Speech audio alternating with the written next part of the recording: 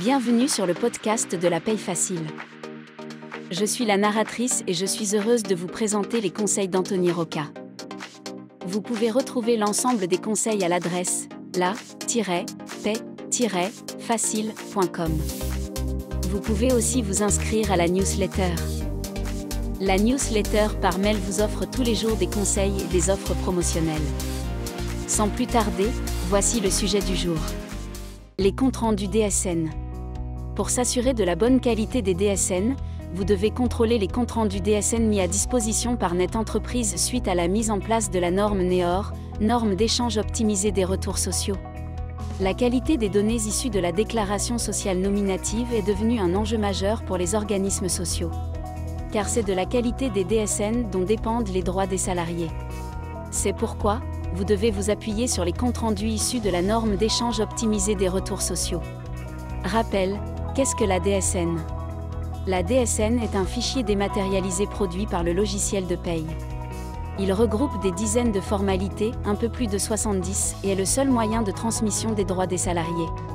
Il est déposé tous les mois sur le site Net Entreprise à des fréquences qui dépendent de l'effectif de l'entreprise, le 5 ou 15 du mois suivant la période de paye.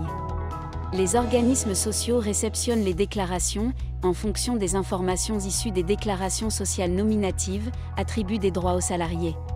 Si les fichiers comportent des erreurs ou des omissions ou si les déclarations sont mal construites, alors les salariés peuvent être privés de leurs droits. C'est pourquoi, les organismes transmettent des comptes rendus sur d'éventuelles anomalies que le gestionnaire de paye doit corriger. Les anomalies en DSN. Lorsque vous faites une DSN, et avant d'en faire le dépôt sur Net Entreprise, cette dernière est contrôlée. Le logiciel peut vous donner plusieurs retours. DSN OK, c'est-à-dire qu'il n'y a pas d'erreur de structuration du fichier. DSN avec anomalie non bloquante, c'est-à-dire que le fichier est mal structuré mais est accepté par le système. DSN avec anomalie bloquante, c'est-à-dire qu'il existe au moins une erreur qui engendre un rejet total de la DSN. Mais ce n'est pas parce qu'il n'y a pas de motif de rejet de prime abord, que la DSN ne comporte pas d'anomalie. C'est pourquoi les organismes sociaux mettent à disposition des comptes rendus DSN pour aider les gestionnaires de paye à s'assurer que les données transmises soient conformes. Ces comptes rendus DSN sont des comptes rendus métiers. Comment fonctionnent les comptes rendus métiers NEOR ? Après l'envoi de la DSN, le fichier est analysé puis des retours sont générés par le système. Désormais, les retours sont structurés de la même manière suite au déploiement de NEOR. Quand et où sont disponibles les CRM ? Compte rendu métier. Lorsque vous déposez la DSN, vous recevez un CRM. Vous avez un premier retour 4 heures suivant le dépôt de la DSN, CRM 119, et ou 5 jours plus tard, CRM 120. Ces comptes rendus DSN sont disponibles sur votre espace Net Entreprise ou sont remontés ou consultables directement dans votre logiciel de paye. Vous devez donc suivant vos préférences et votre logiciel. Soit aller consulter les CRM sur Net Entreprise. Soit consulter les informations sur le logiciel de paye. Que contiennent ces comptes rendus ? Les organismes tels que l'URSSAF mentionnent l'origine des erreurs ainsi qu'une aide à la résolution.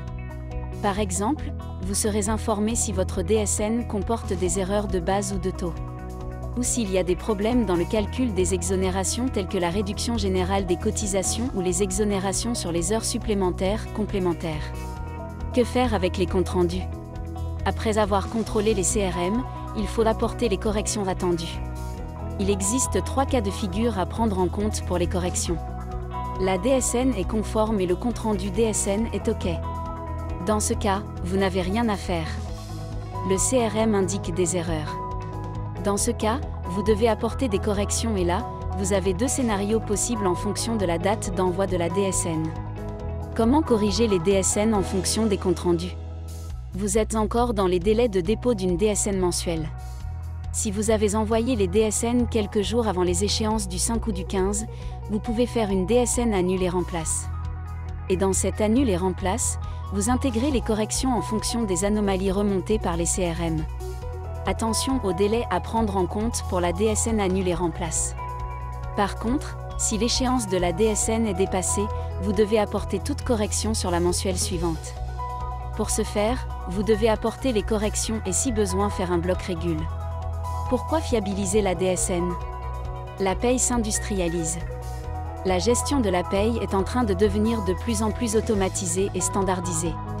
L'objectif avec la DSN et les comptes rendus, c'est d'améliorer l'efficacité et la fiabilité du traitement de la paye tout en réduisant les coûts et les erreurs. Pour recevoir tous les jours des conseils et des offres promotionnelles pour réussir à devenir gestionnaire de paye, abonnez-vous à la newsletter d'Anthony Rocca.